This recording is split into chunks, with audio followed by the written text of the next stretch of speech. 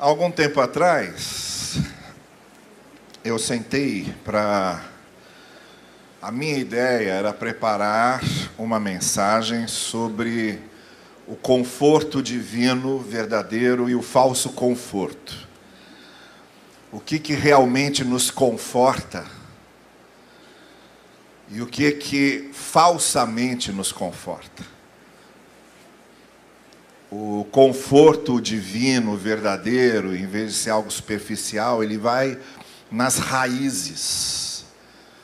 O falso conforto são só aquelas palavrinhas fáceis, que não passam da superfície, dão a impressão de que estão confortando, mas, na verdade, com o passar do tempo, a gente descobre que não disse nada, não confortou nada. E foi só ilusão de conforto. Então, a minha ideia era fazer uma mensagem sobre o conforto divino e o falso conforto. E, à medida em que eu fui preparando, a coisa foi se estendendo, e aí o que era para ser uma mensagem só acabou virando uma série. Nova temporada da série, então. Tá bem? Conforto divino e falso conforto. Então, aí, transformando em série, eu fiquei mais à vontade e mais tranquilo, porque aí eu teria mais tempo para elaborar essas ideias e descer aí aos detalhes que eu gostaria de descer com referência a esse assunto. Então, nós vamos iniciar hoje pela manhã essa série que será prosseguida nos cultos da manhã e da noite. Manhã e noite. Uma mensagem dando continuidade à outra. Até a gente fechar tudo o que eu gostaria de dizer e de refletir com vocês sobre isso. Hoje o que eu quero fazer, então, é uma espécie de introdução geral, uma preliminar geral sobre o assunto. Colocando aqui algumas questões. E para isso, eu vou ler o versículo 14 do capítulo 6 de Jeremias. A cidade de Jerusalém estava sendo sitiada. Já havia uma ameaça grande de destruição. Mais ou menos aquilo que aconteceu lá com Porto Alegre. Só que, em vez de serem águas destruindo as moradias e botando as pessoas para fora de casa, eram exércitos inimigos. O exército inimigo eram os babilônicos. Era a Babilônia que havia cercado Jerusalém, sitiado Jerusalém, e estavam prontos para atacar. Nesse exato momento da profecia de Jeremias, no capítulo 6, Jeremias faz uma espécie de contramão, no momento em que os líderes religiosos da época, os pastores, os padres da época, os sacerdotes, estavam dizendo: tranquilizem-se, está tudo bem, está tudo sob controle de Deus. Deus está controlando tudo, fiquem tranquilos, não vai acontecer nada de mal aqui. Nesse exato momento, a Babilônia estava se preparando para entrar em Jerusalém, como entrou, destruindo Jerusalém, acabando com o sacerdócio, derrubando o templo e levando em levas sucessivas os israelitas, que permaneceram na Babilônia ainda 7 décadas. De novo vinha o discurso fácil: não se preocupem, a gente volta logo. Não se preocupem não, Deus liberta a gente logo logo, nosso Deus é poderoso. O que são os babilônios perto de Deus? Ele vai libertar a gente rapidinho. Vamos cantar aqui, o nosso general é Cristo. Ele lidera essa batalha. Que nada, passou a primeira década, passou a segunda década, depois passaram mais 10 anos, e mais a 4ª década. Aquela geração toda de gente mais velha já tinha morrido todo mundo, sem voltar para a sua pátria, no exílio, em terra estranha. E nos outros 30 anos seguintes, até completar 7 décadas, ainda estiveram na Babilônia, como exilados da sua terra. Então, o conforto que parecia conforto, na verdade era só enganação, era discurso fácil. O conforto divino veio depois, mesmo. Mas é exatamente nesse momento aí que o Jeremias, por exemplo, com Jerusalém sitiada, no capítulo 6, no verso 14, Jeremias fala assim: eles tratam da ferida do meu povo como se não fosse grave. Paz, paz, eles dizem, quando não há paz alguma. O capítulo 6 tem todo um contexto, e que a gente vai voltar a ele ainda em algumas vezes, mas como eu disse, hoje eu queria só fazer um apanhado geral do que seria essa reflexão sobre o conforto divino e o falso conforto. E depois a gente vai seguir caminhando, inclusive pegando alguns textos que são falsamente usados como conforto, e não é nada daquilo que aquele texto está dizendo. Alguns textos que são transformados em quase mensagem de horóscopo, caixinha de promessa, sorte evangélica, misticismo evangélico, esoterismo evangélico, e todo um falso conforto que é criado em cima desses textos, e que não resolve nada. Não resolve nada, porque quando a pessoa para pensar, e começa a ligar A com B, B com C, C com D, diz: isso aqui não faz sentido nenhum. Isso aqui não faz, é só parar e pensar um pouco. Quem para e pensa um pouco e começa a analisar o texto, e depois analisa a situação, aí não diz nada com nada. Não é à toa, agora prestem bem atenção nisso que eu estou dizendo. Às vezes eu sou procurado por um pai, por uma mãe, já aconteceu algumas vezes, que diz: meu filho virou ateu, meu filho não crê em mais nada, minha filha não quer saber de mais nada. Não é à toa que isso acontece. Porque quando você fica numa redoma em que as pessoas vão acostumando a aceitar qualquer coisa que não faça sentido, quando essa turma começa a estudar um pouco mais, e começa a parar para pensar um pouco mais, e começa a analisar com calma algumas coisas, e sai da redoma, sai da gaveta, aí começa a ver: não, isso aqui não faz sentido. Isso aqui não está fazendo sentido nenhum. Isso aqui, para que serve isso aqui? Tem acontecido várias vezes. Dá-se vários nomes para isso aí: os desigrejados, os que perderam a fé. Aí a gente vem com falso conforto e vem dizendo: a semente estava só na superfície da terra, a semente não criou raízes. Que nada, até a semente criou raízes, mas raízes tudo em lugar errado. Raízes tudo em terra errada. Terra sem sustentação para a raiz. Aí não é à toa que essa árvore desabou.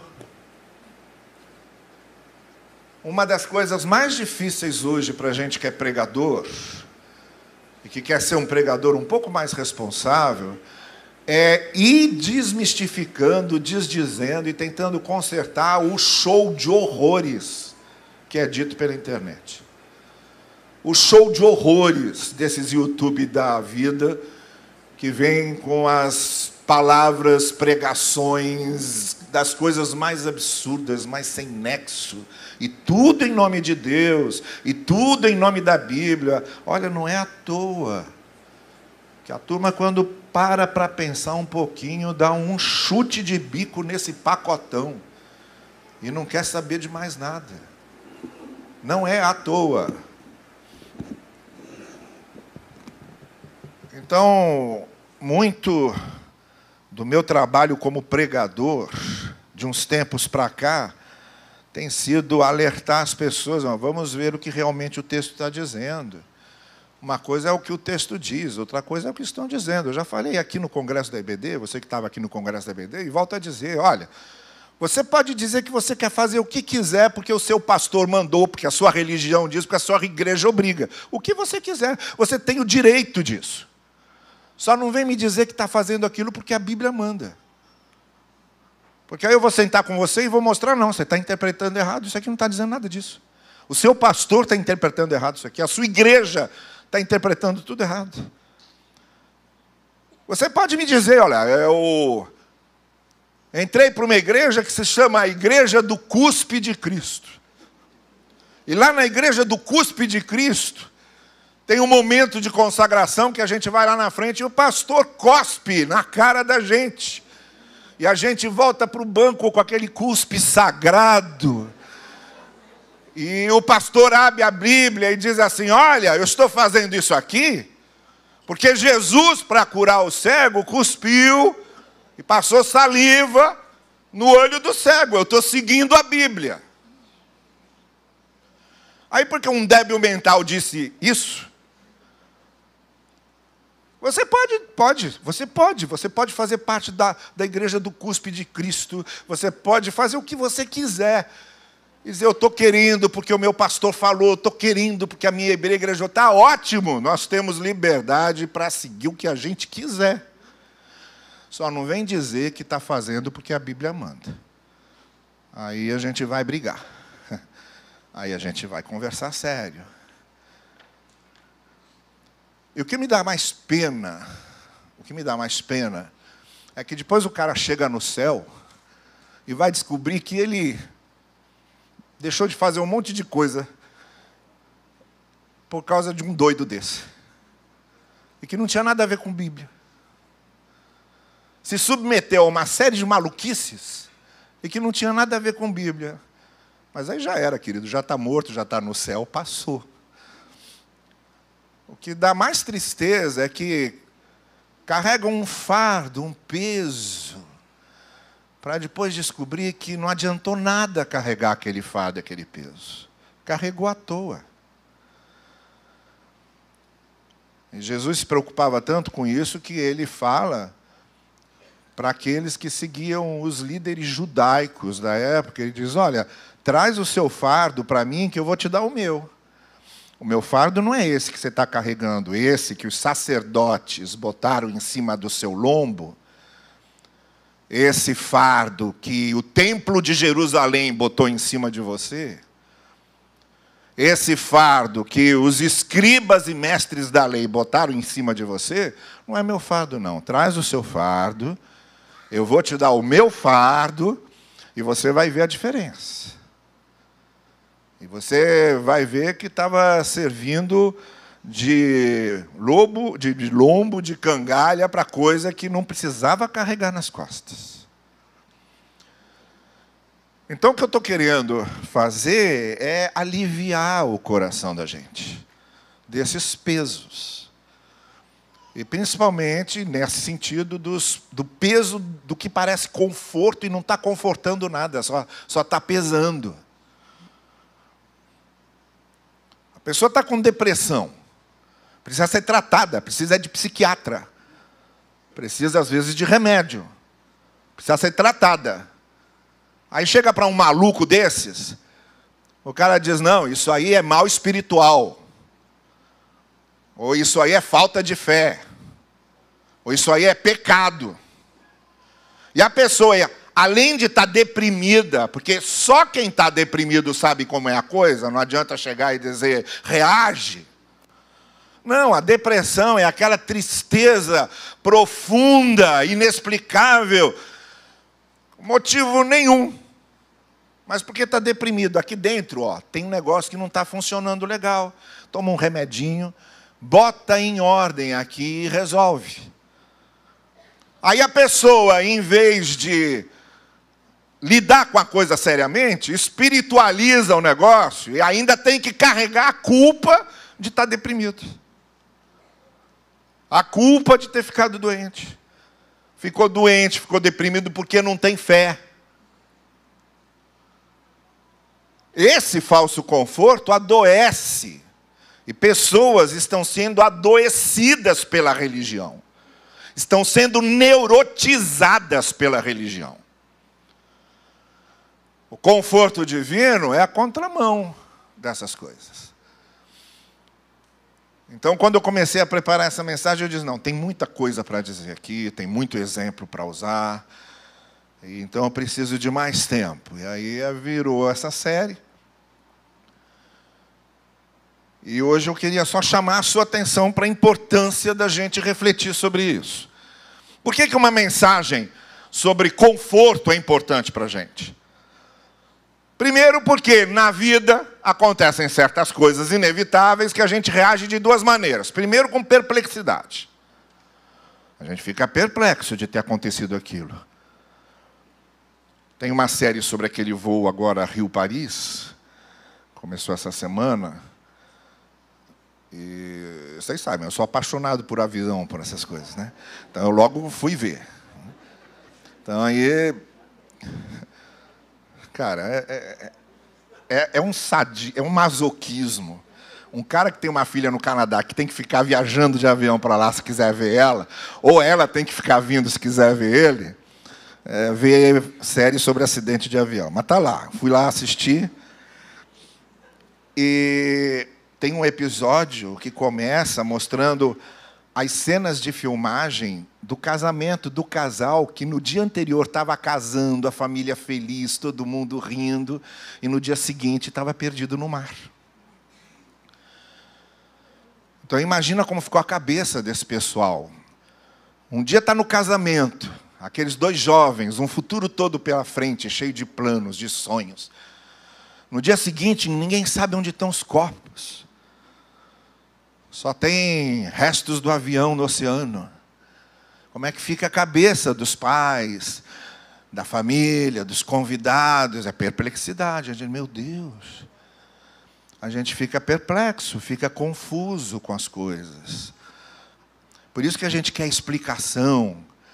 No acidente de avião, por exemplo, ninguém descansa enquanto não encontra a explicação para aquele acidente. Até porque vai ser importante para consertar aquele erro e não acontecer mais. Mas a gente não fica em paz enquanto não tem uma explicação para a coisa, por causa da nossa perplexidade. Então, isso é uma reação nossa, a gente fica perplexo diante das tragédias da vida. A segunda coisa, a gente fica frustrado, porque a gente descobre que não tem controle total sobre a vida. As questões fogem da gente, os acidentes acontecem, as tragédias nos surpreendem. Não tem controle sobre essas coisas. Então a gente fica frustrado, sim, porque tinha planejado uma coisa e deu tudo errado. Tinha planejado abrir uma loja de doces, investiu, fez bonito, pintou tudo, arrumou e etc. No dia seguinte chega a pandemia. Ou vem a água e leva tudo aquilo que se arrumou e leva embora. Então a gente fica frustrado. Diante da vida, a gente fica frustrado, porque, como diz o poeta, o que dói profundamente é saber que não acontece na vida só o que a gente quer. O verso, na verdade, é: o que dói profundamente é saber que, infelizmente, na vida nem tudo é como a gente quer. Então isso deixa a gente frustrado, claro, com certeza. Então uma série de reflexões sobre conforto é importante porque ficamos perplexos e ficamos frustrados com os acontecimentos da vida. Quem é que não precisa de conforto numa situação dessa? Também uma série sobre conforto, a reflexão sobre o conforto é importante, porque nós somos seres incorajáveis. Nós somos seres incorajáveis. A gente tem alguma coisa dentro da gente que diz lá, não, vamos continuar, vamos começar de novo. O que eu fiquei impressionado dessas entrevistas todas que foram feitas lá no Sul, é a quantidade de gente que pois é, perdemos, vamos lá, vamos começar de novo. Tem uma coisa no ser humano que vem de dentro dele e que é uma não aceitação do fim das coisas.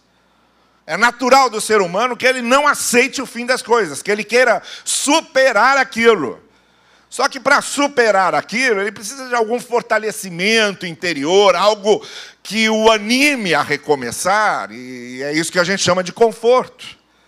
Nós somos seres que sabem recomeçar, mas nós precisamos ser encorajados, motivados, confortados, desafiados a fazer isso.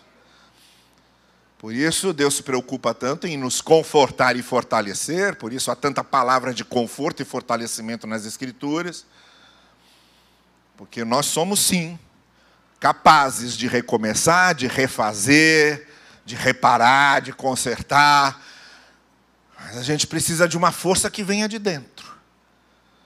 A gente precisa de algo que brote de dentro da gente. E por que uma série dessa é importante? Porque tem muito falso conforto por aí. Nós precisamos de algo que seja realmente conforto e fortalecimento. E não tratamento paliativo. E não remédio falso. E não água com açúcar. A gente precisa de algo que realmente nos mova por dentro, restabeleça nossas emoções. E no show de perplexidades que a gente tem e de coisas não explicadas, que pelo menos aqui dentro as coisas estejam realinhadas. Mas isso não acontece se o conforto for só uma palavra superficial, artificial, palavrório vazio, chaves de efeito, frases de efeito, coisas do tipo, clichês, aquela coisa que a gente ouve sempre, que parece que sai até mecanicamente da boca das pessoas, porque a gente tem aquelas frasezinhas que a gente não precisa nem pensar muito para falar, você só vai repetindo, e às vezes é um negócio que você ouviu lá e passa para frente e nem parou para pensar direito no que aquilo quer dizer. Então, eu já contei aqui para vocês, a mulher lá, marido passando na rua, tomou um tiro de uma briga entre dois lá, e ela, para enterrar o marido, passa alguém e diz para ela, Deus só leva quem é bom? Ou diz para ela, Deus precisava dele lá em cima? Você ouviu um negócio desse? Nessa hora? E o pior, passar isso para frente mecanicamente, como se fosse o maior consolo que você pudesse dar para alguém? É coisa que embaralha muito também o reinício da nossa caminhada, são esses falsos confortos, essas palavras vazias, essas coisas mecânicas, esses clichês, que são ditos e repetidos, e que só confundem em vez de avisar, em vez de ajudar. Bom, quais são alguns tipos de falso conforto? Eu vou mencionar alguns, depois a gente vai trabalhar melhor, mas só para você ter uma ideia. Quais são alguns tipos de falso conforto? Por exemplo, autojustificação é um falso conforto. Quando você tenta autojustificar a coisa. Por exemplo, quando os cristãos, na Idade Média, queimavam as pessoas que pensavam diferente do que eles, os hereges. Se teve gente que matou gente nesse mundo, foram os cristãos, foi a igreja cristã, na época da Inquisição. Queimava todo mundo que pensava diferente. Mas sabe qual era a autojustificação? Você vendo a pessoa queimar ali na sua frente, era dizer, a gente está queimando o corpo para salvar a alma. Aí ficava todo mundo em paz.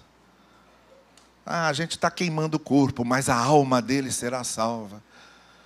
E aí saíam queimando os hereges, saíam queimando os ateus, saíam queimando as bruxas. O corpo vai virar cinzas, mas a alma vai estar salva na eternidade. Isso justifica fazer uma coisa dessa?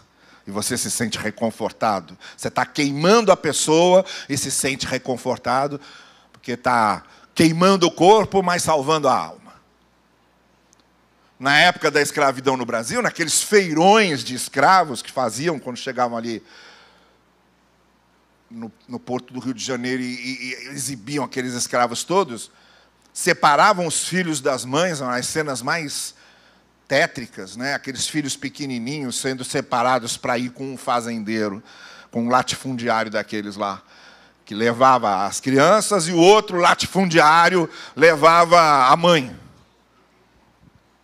E a maneira como eles separavam os filhos das mães, e sempre tinha um padre para falar. Vai ser melhor para eles, porque agora eles vão conhecer a fé cristã. Aí você escravizava o cara, separava os filhos dos seus pais, causava isso tudo na vida da pessoa e ainda justificava isso dizendo, agora eles vão poder conhecer a fé cristã. Vá para o diabo.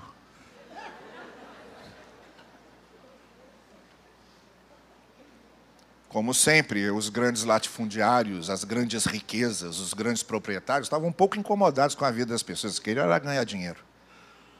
Mas faziam isso em nome da fé, em nome da cruz. Sempre em nome da fé, sempre em nome de Deus. Claro, isso santifica tudo. Quer ver outra autojustificação? Outro motivo, além da autojustificação, a manipulação. Então você tem um conforto que é a autojustificação, você tenta se autojustificar com aquilo, e tem também a manipulação. Manipulação política, ideológica, religiosa, e muito especialmente nessa área, a manipulação religiosa. Os líderes religiosos que querem manipular os sentimentos e as emoções das pessoas. Então eles vêm com falso conforto. Só para manipular as emoções. Manipular a emoção é uma coisa fácil. Tem gente que é especialista nisso. Olha, eu conheço pregador que faz o auditório todo chorar. Choro já é uma coisa contagiosa que você... Choro e riso, né? Você vê um monte de gente rindo, você começa a rir sem saber do que está rindo, você começa a rir. Choro também. Choro, ver o outro chorando é igual ver o outro vomitando. Você tem vontade de vomitar junto. Ver o outro chorando, você também se emociona, quer chorar junto, né? Então a coisa mais fácil que tem é você manipular um auditório, manipular as emoções. E aí joga um monte de falso conforto em cima só para manipular as emoções. Isso, tem gente que faz isso com a maior facilidade. Com a maior facilidade.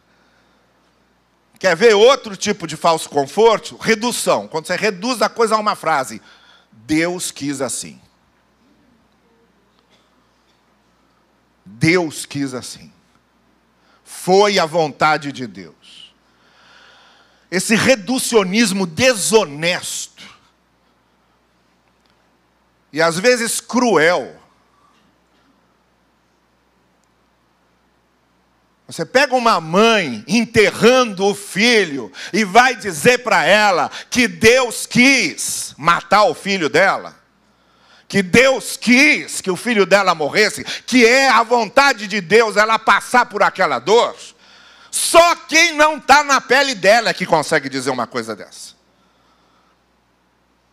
Só quem não entende o que é perder um filho, que é uma dor, que... Nós, eu e você, que nunca perdemos filhos, não temos nem ideia do que seja, mas quem perdeu sabe e repete para o resto da vida vai viver como se estivesse faltando sempre alguma coisa. Uma dor que não tem substituto, uma dor que não tem reparação. Porque Deus quis. Vontade de Deus causar essa dor numa mãe? Esse reducionismo é um falso conforto. Conforta sem confortar. Aí depois que a gente diz isso, Deus quis, cada um vai para a sua casa viver aquela sua vida, e a mãe está lá sem o filho.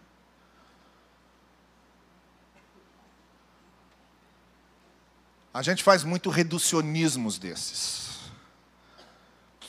A gente reduz grandes dramas a frasezinhas de efeito como essa. E a pessoa, quando parar para pensar,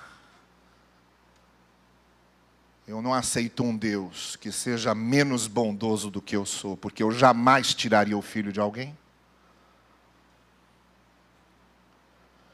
Ela vai ver que A e B não junta e, claro,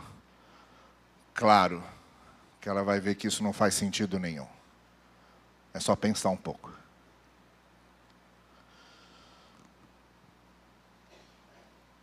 E um outro tipo de falso conforto é a distração. Distração também é muito usada. A gente distrai a pessoa para a pessoa não pensar naquilo. Ou a pessoa busca a distração para não ficar pensando naquilo. Mas é outro falso conforto que também dá certo por um tempo. Você se distrai por um tempo. Depois da terça-feira gorda, sempre vem a quarta-feira de cinzas. É um tempo que dura isso. E você volta para a realidade. Então a gente se distrai. A pessoa se enche de trabalho, mete a cara no trabalho. Ou a pessoa preenche a agenda dela com um monte de coisa. Ou não toca no assunto, não quero falar no assunto. E varre para baixo do tapete esse tipo de sentimento. E que vai ficar ali. Enquanto não resolvido, enquanto não atingido por um conforto consistente, vai ficar ali roendo sem ela perceber, um dia aquilo estoura. E a pessoa fica doente e não sabe por quê. Lá dentro, um negócio roendo o coração dela e que ela tentou se distrair para não pensar naquilo. Mas está lá. Está lá. Então, são coisas que, na verdade, não confortam. Não trazem conforto de fato. Trazem um analgésico. De pirona. É só para aliviar a dor ali naquele momento. Como é aquela injeção que você vive dando nos outros? Diprospan. Diprospan. É Diprospan. Resolve ali e tal, mas se o problema não for resolvido, vai voltar. Vai voltar. A gente, às vezes, quer se satisfazer com um Diprospan bíblico. Quer se satisfazer com um Diprospan religioso. Quer se satisfazer com o Diprospan de um clichê espiritual. Mas o problema volta. Porque não foi conforto de fato. Bom, esse texto que a gente leu está falando de falso conforto. E está falando dos líderes religiosos que impunham falso conforto para as pessoas. Jerusalém sitiada, os inimigos prontos para entrar, e os sacerdotes repetindo: paz, paz, paz, paz, fiquem tranquilos, paz, paz. E aí Jeremias dizendo: dizem paz, paz, onde não há paz. Palavras vazias, corruptela do sentido verdadeiro do que está sendo dito. E a gente faz isso com vários textos que a gente quer usar como conforto, mas é falso conforto. O texto não está dizendo nada daquilo. O que nós queremos com essa série de mensagens, o que eu e você queremos juntos encontrar aqui, é o conforto que realmente faz sentido, o conforto que realmente resolve, o conforto que realmente fortalece. A gente não quer analgésicos apenas. A gente não quer distração, a gente não quer autojustificação, a gente não quer redução, a gente não quer manipulação. A gente quer conforto. Hoje à noite, na segunda parte dessa série, eu vou mostrar para vocês como nesse capítulo 6, esse falso conforto estava sendo usado. E a partir de então, a cada domingo, a gente vai pegar um texto bíblico que costumamos usar como conforto, para mostrar o que é verdadeiro conforto ali, o que é falso conforto. Porque uma coisa é certa, a vida é isso que ela é de fato. Então precisamos de conforto de fato. Conforto que realmente venha da palavra de Deus, como a palavra de Deus é. Não conforto da palavra de Deus lida, conforto da palavra de Deus bem entendida, bem interpretada. Não conforto da boca humana, que como dizia o Dom Helder Câmara, no enterro de alguém, mais importante do que as palavras humanas é o silêncio de Deus. Então, um conforto que não venha só das palavras humanas vazias, mas que venha do Espírito de Deus para a gente. E que realmente nos conforte.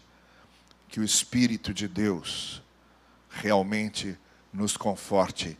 Que o Senhor nos ajude nisso. Amém. Amém. Nós vamos cantar e vamos encerrar